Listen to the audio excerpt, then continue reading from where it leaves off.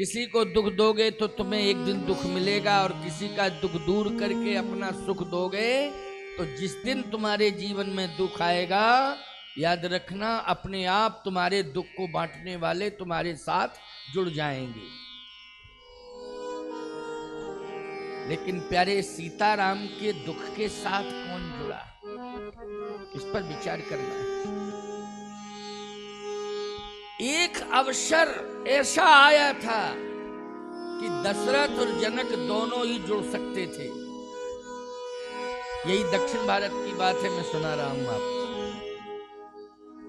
दोनों ही जुड़ सकते थे, लेकिन दोनों ही नहीं जुड़ पाए। इसलिए दशरथ और जनक के व्यक्तित्व में पर टिप्पणी होने लगी, किंतु लग गया, लाभ नहीं ले पाए। परंतु आप जहां पर बैठे हो, आए हो जिस क्षेत्र में, उसी क्षेत्र की बात मैं आपको बता रहा हूं।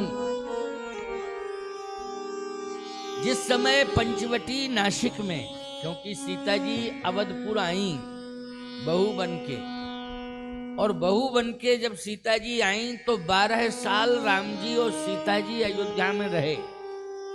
विवाह के बाद कितने 12 साल बिताए उन्होंने। 12 साल में उन्होंने कर्तव्य किया। और गोस्वामी जी लिख रहे, जयपुर सुखी हों सब लोगा, करहीं कृपानिधि सोई संजोगा। जय विद सुखी, इसका मतलब है कि दुख दूर किया है और जनता को सुखी किया है, सुख दिया है। वही बात मैं कर रहा हूं कि नहीं कर रहा हूं, कि दुख को दूर करो, सहयोगी बन जाओ, उसको सुख जितना दे सकते हो दो। ये राम का सिद्धांत है, यही राम का चरित्र है। भगवान राम ने, भगवती सीता ने जैसे भी लोगों का दुख दूर हो, सुखी हो सब, इसके लिए सतत प्रयत्नशील रहे और अयोध्या वासियों के दुख को दूर किया। सुख ही सुख आ गया अयोध्या में। लेकिन दुख का समय आया तो जनता ने साथ दिया, लेकिन दशरथ जी नहीं दे पाए। अच्छा बोलो, सीताराम जी के ऊपर संकट आया, दुख आया, तो पूरी जनता किसके साथ चल दी बोलो? राम जी के साथ चल दी, सीता जी के साथ पूरी जनता चल दी। कोई नहीं रहा अयोध्या में। लेकिन दशरथ जी रोते रहे हैं, रोते रहे कि नहीं? रोते रहे हो। जनक जी महाराज तो इतना प्रयास किया उन्होंने कि वो चित्रकूट तक पहुंच गए, लेकिन चित्रकूट से वो भी वापस आ गए। आगे चल के पंचवटी नासिक में सीता जी का हरण हुआ तो गोस्वामी जी ने लिख दिया कि सूचना सबके पास चली गई, लेकिन कोई नहीं आया, कोई नहीं आया। वो बात अलग है कि राम जी अयोध्या वासियों को सोता छोड़ के चले गए थे, लेकिन सबने साथ दिया कि नहीं दिया? जय विद सुखी हों पुर लोगा, करहीं कृपानिधि सोई संजोगा। जब राम जी ने सबको सुख दिया है और सबका दुख दूर किया है, तो सभी अबाल वृद्ध नारी अयोध्या के राम के साथ चल दिए। नहीं नहीं, हम नहीं रहेंगे अयोध्या में, हम तो अपने राम के साथ होंगे, क्योंकि राम ने सदा हमारे दुख को दूर किया है। वो बात अलग है, भगवान ने उनको लीला के क्षेत्र में सुला दिया, सब वापस चले गए। लेकिन प्यारे विचार करना, पंचवटी नासिक में सीता जी का हरण हुआ महाराष्ट्र में, और वो दक्षिण आई, रावण रथ में बिठा के ले आया। सीता जी के हरण की सूचना पूरे जगत में नहीं, मैं कहता हूं कि स्वर्ग तक पहुंच गई, हर लोक तक पहुंच गई। ऐसा कोई लोक नहीं बचा था जिसमें सीता जी के हरण की सूचना न पहुंची। सीता के विलाप सुन भारी, सीता के विलाप सुन भारी, भय चराचर जीव दुखारी, भय चराचर जीव तुम्हारी, भय चराचर जीव दुखारी, भय चराचर जीव तुम्हारी। सीता के विलाप भारी, सीता के विलाप सुन भारी, भय चराचर जीव दुखारी। चराचर के जीव दुखी हो गए, लेकिन जनक जी ने कोई प्रतिक्रिया नहीं की। कहीं नहीं लिखा है, बहुत खोज की गई, सब परामर्श लिए विद्वान संतों से, सबसे, तो उन्होंने कहा कि भाई हमने तो किसी में नहीं पढ़ाई, इसका मतलब है कि लिखा नहीं है, कोई प्रतिक्रिया जनक जी के द्वारा नहीं हुई। अच्छा भाई एक बात बताओ, महाराज श्री जनक अगर लंका नहीं जा सकते थे सीता जी के पास, तो महाराज श्री जनक जब चित्रकूट राम जी के पास आ सकते हैं, तो क्या रामेश्वरम नहीं आ सकते थे? बोलो, हम लोग नहीं आए क्या रामेश्वरम? आए हैं। वर्तमान में जो साधन मिल रहे हैं, उन साधनों का हम प्रयोग कर रहे हैं। त्रेता में उन राजाओं के पास भी साधन था, कोई कमी नहीं थी साधनों की। लेकिन विचार करिए आप, चित्रकूट के बाद ना तो रामचरितमानस में कोई वर्णन आया है, न वाल्मीकि रामायण में कोई वर्णन आया है, और दक्षिण में सबसे प्रसिद्ध रामायण है कंबन रामायण, कंब रामायण उसको बोलते हैं। महर्षि कंबन ने वो रामायण लिखी है। ऐसी रामायण है कि घर घर में रखी हुई है, और जब कभी कोई विवाद होता है तो समाधान वही रामायण देती है।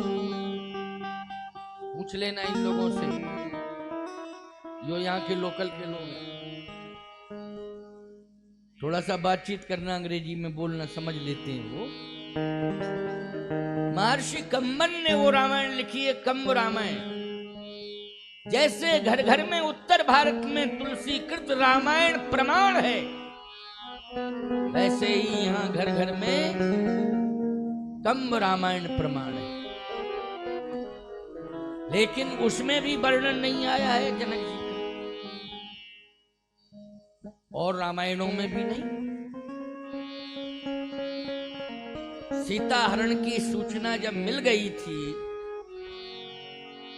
तो कम से कम जो है राम जी के पास आना चाहिए था, बातचीत करनी चाहिए थी। नहीं करते बातचीत तो बैठे रहते और चले जाते। जैसे कभी किसी के पास कोई दुख होता है और आप बोलने के लायक नहीं है, तो आप मौन होकर के उपस्थिति दर्ज कराते हो कि नहीं कराते हो? कोई बात नहीं करते हो, लेकिन बैठ जाते हो। लेकिन जनकपुर से कोई नहीं आया। जिस समय सीता जी का हरण हो रहा था, तो दशरथ जी आ सकते थे, क्योंकि लंका में आए तहीं अवसर दशरथ तहीं आए, और तनय बिलोक नैन जल छाए, अनुज सहित प्रभु वंदन कीना, आशीर्वाद पिता तव दीना। लंका में जब संपूर्ण राक्षसों का वध हो गया, तब महाराज दशरथ आए आशीर्वाद देने, स्वर्ग से उतर के आए। तो भाई स्वर्ग से लंका में उतर सकते हैं, तो स्वर्ग से क्या पंचवटी नासिक के बाद किष्किंधा आदि कर्नाटक आदि होते हुए सीता जी आई, तो दशरथ जी नहीं आ सकते थे क्या? सकते थे, क्यों नहीं आ सकते थे? क्या दिक्कत थी? जब लंका में आ सकते हैं तो वहां भी आ सकते थे। क्या कोई बंधन में रखे था या किसी भवन में बंद कर रखा था किसी ने? कोई ताले जड़ दिए थे? नहीं नहीं, आने की स्वतंत्रता थी, लेकिन नहीं आए। इसका मतलब यह है कि जहां तक जिसका भाग्य था उसने उस भाग का भोग भोग लिया, और जितना कर्तव्य उसके भाग्य में लिखा था उतना कर्तव्य भी कर लिया। इसके आगे मति और गति दोनों में अवरुद्धता आ गई। समझ गए कि नहीं? परंतु एक बात आपको बतावें, भाग्य कहें इसे कि दुर्भाग्य कहें, ऐसी जाति में पैदा हुआ है गीधराज जिसमें सड़ा मांस खाया जाता है। बोलो, पक्षियों में अधम जाति मानी जाती है गीध।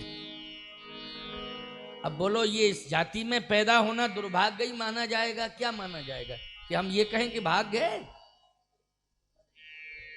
गीध अधम खग, अधम खग है। अरे भैया, तोता यहाँ बैठा था, कौन ले गया?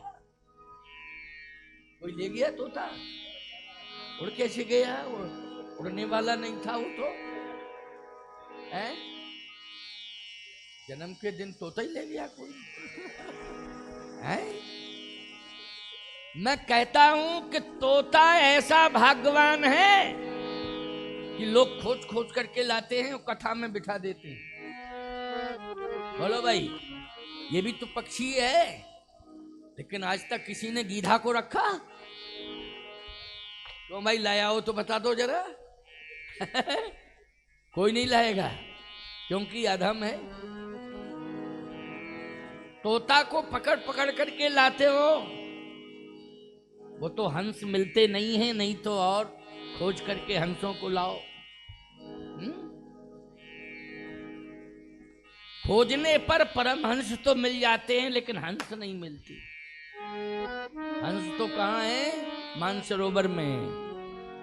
इधर उधर के नकली वकली पक्षी मिल जाएं तुम्हें हंस समझ लो, उनको अलग बात है, लेकिन वो मानसरोवर में खोजने पर परमहंस मिल जाते हैं, लेकिन हंस नहीं मिलते हैं। बोलो, पक्षी की कितनी बड़ी कीमत है कीमत की नहीं पक्षी की? हंस नहीं मिलते। तोता कितना भाग्यवान है, व्यास पीठ पर व्यास के बगल में बैठता है। हंस कितना भाग्यवान है, केवल मोती चुनता है, मोती के अलावा कुछ भी नहीं ग्रहण करता है, और चैलेंज के साथ कहता है कि मैं जहां जा रहा हूं, जन्म ले रहा हूं, वहां मुझे मेरा भोजन मिलेगा मिलेगा मिलेगा। ये भाग्य की बात है। तो इसलिए मानसरोवर में ही वो पैदा होते हैं, वहीं पर जो है उन्हें मोती मिल जाते हैं, ओरिजिनल मोती। भाग्य की बात है कि नहीं है? लेकिन सत्य कह रहा हूं आपसे कि पक्षी गीध है, लेकिन स्वयं कह रहा है मैं अधम। गीध अधम खग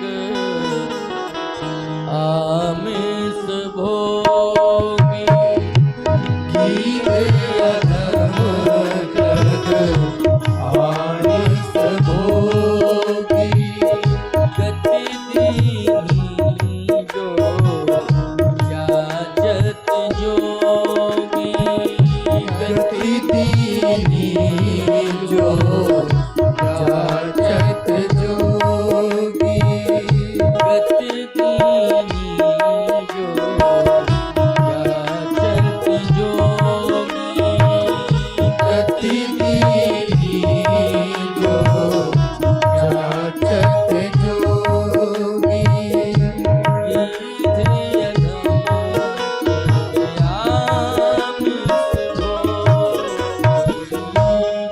गतिदिनी जो जाचत योगी, योगी जनक है। सबसे बड़े योगी कौन है? महाराज जनक हैं। अब बताइए, तुलना करिए, कहां जनक और कहां जटायु, बहुत अंतर है। और भाग्य की बात आप करिए तो भाग्य की सराहना अभी सुन रहे थे, दशरथ जी कर रहे हैं कि जनक जी कितने भाग्यशाली हैं और कितने भाग्यवान हैं। और योगी हैं, उन जैसा योगी कोई नहीं है। बड़े बड़े योगी उनके यहाँ योग का प्रशिक्षण लेने आते हैं, जनक जी के यहाँ इतने बड़े योगी हैं।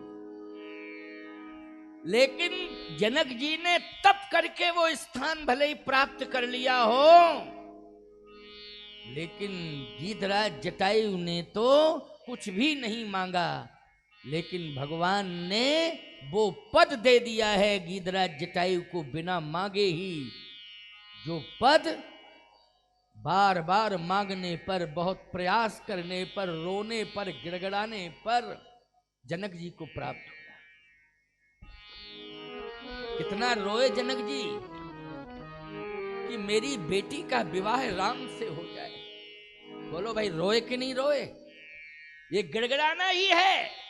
विश्वामित्र जी से हाथ जोड़ रहे हैं, प्रार्थना कर रहे हैं, निवेदन कर रहे हैं और बार बार कह रहे हैं कि आप आशीर्वाद दो, आशीर्वाद दो कि मेरी बेटी का विवाह राम से हो जाए, राम स्वीकार कर लें।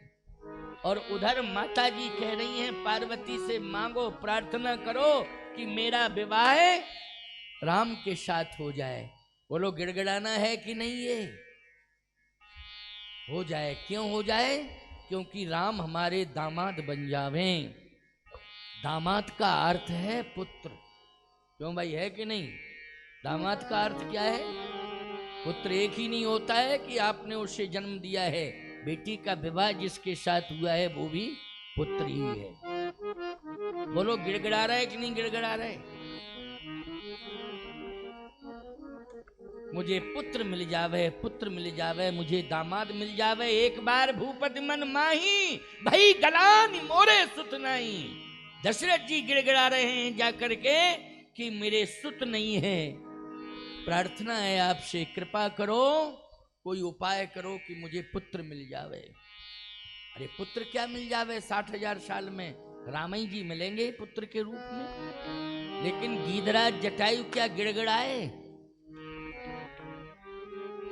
एक बार भी नहीं कहा। राम जी खुद ही कह रहे कि मुझे पुत्र बना लो, पुत्र बना लो, पुत्र बना लो। बार बार कह रहे हैं पुत्र बना लो, पुत्र बना लो, पुत्र बना लो। राम जी कह रहे हैं और गीधराज जटायु कह रहे हैं नहीं बनाऊंगा, नहीं बनाऊंगा, नहीं बनाऊंगा, नहीं बनाऊंगा पुत्र। ये बात मैं नहीं कह रहा हूं, तुलसीदास जी कह रहे हैं। राम जी कह रहे मोरे जान तात कछुक दिन जीजे, लीजिए आप सुवन सेवा सुख, मोहि पितु को सुख दीजे। इसका मतलब है कि ना जनक जी जो है पिता वाला सुख सीताराम को दे पाए और ना ही दशरथ जी पिता वाला सुख राम को दे पाए। ये अभाव है सुख का, समझ गए हो कि नहीं? ना जनक दे पाए, ना दशरथ दे पाए। तभी तो राम जी कह रहे हैं मोहि पितु को सुख दीजिए, आपके द्वारा मुझे पिता वाला सुख मिलेगा और मैं पुत्र बन के आपकी सेवा करूं, आपके चरण चापूं, आपको स्नान कराऊं, आपको सुलाऊं, आपको भोजन कराऊं। बोलो भाई, ये पक्षी तोते के लिए कह रहे हैं कि हंस के लिए कह रहे हैं कि गीध के लिए कह रहे हैं? बोलो। अरे जो तोता मिथिला में था रोता रहा, सीता जी साथ नहीं ले गई, वो तोता ही तो था। बोलो, था तोता कि नहीं था? सुख सारिका जान की जाए, कनक पींजरन राख पढ़ाए। सीता जी जा रही हैं तो क्या कह रहे हैं? सुख सारिका व्याकुल कहीं कहाँ पई दे। अरे मुझ मुझे मुक्त कर दो, जहां सीता जा रही हैं वहीं हम जाएंगे, मुझे सोने के पिंजरे से मुक्त करो। लेकिन सीता जी नहीं ले गईं। क्यों भाई ले गई सीता जी? वहीं रहे हो। इतना प्रेम करती थी सीता जी, संभालती थी, और वो भी बस में हो गए सीता जी के, लेकिन फिर भी सीता जी छोड़ के चली गई। ये सौभाग्य जो है तोते को भी नहीं मिला, नहीं मिला ये सौभाग्य। और आपको सही बतावें, बहुत ऐसे पक्षी जो भगवान के दर्शन के लिए विशेष रूप से चित्रकूट आए, भगवान के दर्शन के लिए। अरे मैं कहता हूं चित्रकूट की बात छोड़ो, अयोध्या में भी तो पक्षी आए हैं। काग भुसुंड संग हम दो, मनुज रूप जाने नहीं को। काग भुसुंड जी क्या हैं? बोलो, पक्षी के रूप में है कि नहीं? लेकिन वो भी अयोध्या में आए, और राम जी के जन्म के पहले ही अयोध्या में रह रहे थे कि भगवान का उच्छिष्ट ग्रहण करने का सौभाग्य मुझे मिल जाए। प्रयास में हैं, प्रयत्नशील हैं कि भगवान से मेरा कोई संबंध बन जावे, कोई संबंध बन जावे, भगवान मुझे स्वीकार कर ले। लेकिन सत्य कह रहा हूं आपसे, काग भुसुंड जी भक्ति जगत के आचार्य हैं, ऐसी बात नहीं, उन्हें बहुत बड़ा सौभाग्य मिला है, भक्ति जगत के आचार्य हैं। लेकिन मैं तो कहता हूं कि जो सौभाग्य अधम पक्षी जटायु को मिल गया, वो न तोते को मिला, न कौआ को मिला, न हंस को मिला। जो सौभाग्य किसे मिला? जटायु को। क्यों? अधम से अधम है, लेकिन भगवान कह रहे हैं आप मेरे पिता बन जाओ और मैं पुत्र बन के आपकी सेवा करूं। ये बड़ी बात है। ये बात न तो कागभूषण जी से कही भगवान ने, न ये बात भगवान ने मानसरोवर के हंसों से कही, और किसी पक्षी से भी नहीं कही ये बात। लेकिन ये बात कही है तो गीधराज जटायु से की कि मेरे पिता बन जाओ और मैं पुत्र बन के आपकी सेवा करूं। इसका मतलब क्या है? आप पश्चाताप में मत रहिए, आप इस जगत में आकर के कर्तव्य अच्छा करिए। परमात्मा एक बार नहीं, 100 बार नहीं, 1000 बार भी आपको स्वीकार करेगा। कर्तव्य अच्छा करिए, ना तो जाति पर जाइए और न किसी बहुत ऊंचे पद की बात लेकर के बैठिए, न कोई ऊंची जात बात मान करके बैठिए। आप तो केवल अच्छा कर्म करने के लिए हम आए हैं, यह बात सोच करके रहिए। बैठ जाइए, अच्छा कर्म करने लगिए, भगवान आपके हो जाएंगे और खोजते खोजते आएंगे आपके पास। जनक को छोड़ के चले आए, दशरथ को छोड़ के चले आए ना, अंबा कौशल्या को छोड़े, लेकिन गीधराज जटायु के पास स्वयं चल के पहुंचे और पिता बनाने के लिए अनुरोध कर रहे हैं कि आप पिता बन जाइए, मैं आपको पिता बनाना चाहता हूं। कर्तव्य गीधराज जटायु ने दुख में साथ दिया है। सीता जी ने इसलिए उनको पिता कहा है, और गीधराज जटायु ने भी उन्हें पुत्री कहा है। क्या कहा है? सीता जी को पुत्री कहा है। सीते पुत्री करस जन त्रासा,